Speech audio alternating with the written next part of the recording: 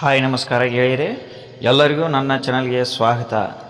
ಇವತ್ತಿನ ಈ ವಿಡಿಯೋದಲ್ಲಿ ಶಿವನು ಧ್ಯಾನದಲ್ಲಿ ಕುಳಿತಿರುವಾಗ ಯಾವ ದೇವರನ್ನು ಸ್ಮರಿಸುತ್ತಾರೆ ಅಂತ ಈ ವಿಡಿಯೋದಲ್ಲಿ ವಿವರವಾಗಿ ನೋಡೋಣ.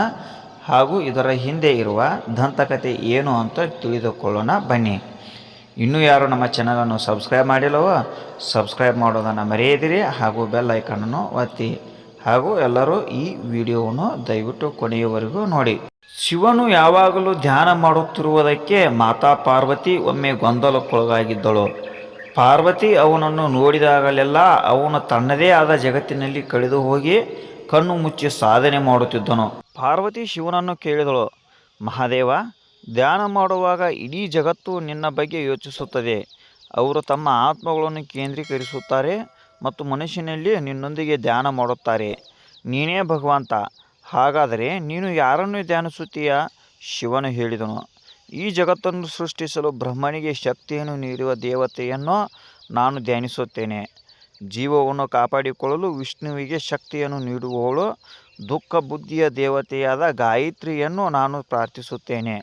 ನಾನು ಅವಳನ್ನು ಕೇಂದ್ರೀಕರಿಸುತ್ತೇನೆ ಮತ್ತು ಧ್ಯಾನಿಸುತ್ತೇನೆ, ಏಕೆಂದರೆ ಅವಳು ವೇದ ಮಾತೆ ಎಂದು ಹೇಳುತ್ತಾನೆ. ವೇದಗಳ ದೇವತೆ ಎಂದು ಕರೆಯಲ್ಪಡುವ ಮಾತಾ ಗಾಯತ್ರಿ ನಮ್ಮೆಲ್ಲರನ್ನು ಚೈತನ್ಯಗೊಳಿಸುವವಳು ಎಂಬ ಅಂಶದೊಂದಿಗೆ ಈ ಕಥೆ ಪ್ರತಿನಿಧಿಸುತ್ತದೆ. ಅವಳ ಮಂತ್ರವಾದ ಗಾಯತ್ರಿ ಮಂತ್ರವನ್ನು ಮಹಾಮಂತ್ರವೆಂದು ಪರಿಗಣಿಸಲಾಗುತ್ತದೆ ಮತ್ತು ಅದರ ಶಕ್ತಿಯು ನಮಗೆ ಚೈತನ್ಯ ನೀಡುತ್ತದೆ ಮತ್ತು ನಮಗೆ ಶುಭವನ್ನು ನೀಡುತ್ತದೆ. ಇವಾಗ ಗಾಯತ್ರಿ ಮಂತ್ರ ಹಾಗೂ ಅದರ ಅರ್ಥವನ್ನು ನೋಡೋಣ ಬನ್ನಿ.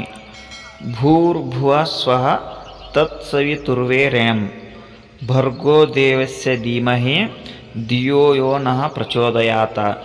ಓಂ ನಮಃ ಶಿವಾಯ. ಇವಾಗ ಇದರ ಅರ್ಥ ಏನೆಂದರೆ, ಭೂಮಿ, ಆಕಾಶ ಮತ್ತು ಅಂತರಿಕ್ಷವನ್ನು ಆವರಿಸಿದ ತೇಜೋಮಯನಾದ ದಿವ್ಯ ಸ್ವರೂಪನಾದ ಪೂಜ್ಯನಾದ ಆ ಪರಬ್ರಹ್ಮ ನಮ್ಮ ಬುದ್ಧಿ ವಿವೇಕಗಳನ್ನು ಬೆಳಕಿನೆಡೆ ಚಲಿಸುವಂತೆ ಪ್ರೇರೇಪಿಸಲಿ ಎಂದು ಹೇಳುತ್ತದೆ.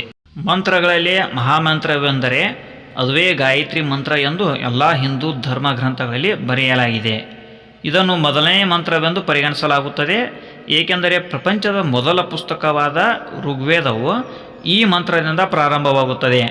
4 ವೇದಗಳನ್ನು ರಚಿಸುವ ಮೊದಲು ಬ್ರಹ್ಮನು 24 ಅಕ್ಷರಗಳ ಗಾಯತ್ರಿ ಮಂತ್ರವನ್ನು ರಚಿಸಿದನು ಎಂದು ಹೇಳಲಾಗುತ್ತದೆ. ಗಾಯತ್ರಿ ಮಂತ್ರದ ಪ್ರತಿಯೊಂದು ಪದದ ವಿಶೇಷ ಅರ್ಥವನ್ನು ಹೊಂದಿದೆ. ಗಾಯತ್ರಿ ಮಂತ್ರದ ಪ್ರತಿ ಅಕ್ಷರದ ಉಚ್ಚಾರಣೆಯು ದೇವತೆಯನ್ನು ಆಹ್ವಾನಿಸುತ್ತದೆ. ಗಾಯತ್ರಿ ಮಂತ್ರದ 24 ಅಕ್ಷರಗಳು 24 ದೇವತೆಗಳನ್ನು ಉಲ್ಲೇಖಿಸುತ್ತದೆ. ಅವುಗಳಿಗೆ 24 ಜಾಗೃತ ಶಕ್ತಿಗಳಿವೆ. ಗಾಯತ್ರಿ ಮಂತ್ರದ 24 ಅಕ್ಷರಗಳು 24 ಶಕ್ತಿ ಬೀಜಗಳಾಗಿವೆ. ಗಾಯತ್ರಿ ಮಂತ್ರವನ್ನು ಪೂಜೆಯೊಂದಿಗೆ ಜಪಿಸುವುದರಿಂದ ಶಕ್ತಿಯೊಂದಿಗೆ ಸಿದ್ಧಿಗಳು ಪ್ರಾಪ್ತವಾಗುತ್ತದೆ.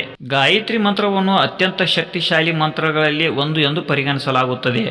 ಮಂತ್ರಗಳನ್ನು ಪಠಿಸುವ ಮುನ್ನ ನಾವು ಅವುಗಳ ಅರ್ಥವನ್ನು ತಿಳಿದುಕೊಂಡು ಮಂತ್ರವನ್ನು ಪಠಿಸುವುದು ಉತ್ತಮ. ಮಂತ್ರಗಳ ಅರ್ಥ ತಿಳಿದಿದ್ದರೆ ಮಾತ್ರ ಅದರ ಶಕ್ತಿಯು ಕೂಡ ತಿಳಿಯುತ್ತದೆ. ನಿಮಗೆ ಈ ವಿಡಿಯೋ ಇಷ್ಟವಾಗಿದ್ದರೆ ಲೈಕ್ ಮಾಡಿ ಹಾಗೂ ಇತರರಿಗೂ ಶೇರ್ ಮಾಡಿ. ಇನ್ನೂ ಇಂತಹ ಉಪಯುಕ್ತ ವಿಡಿಯೋಗಳಿಗಾಗಿ ನಮ್ಮ ಚಾನಲನ್ನು ಸಬ್ಸ್ಕ್ರೈಬ್ ಮಾಡಿ ಹಾಗೂ ಬೆಲ್ ಐಕಾನನ್ನು ಒತ್ತಿ. ಧನ್ಯವಾದಗಳು.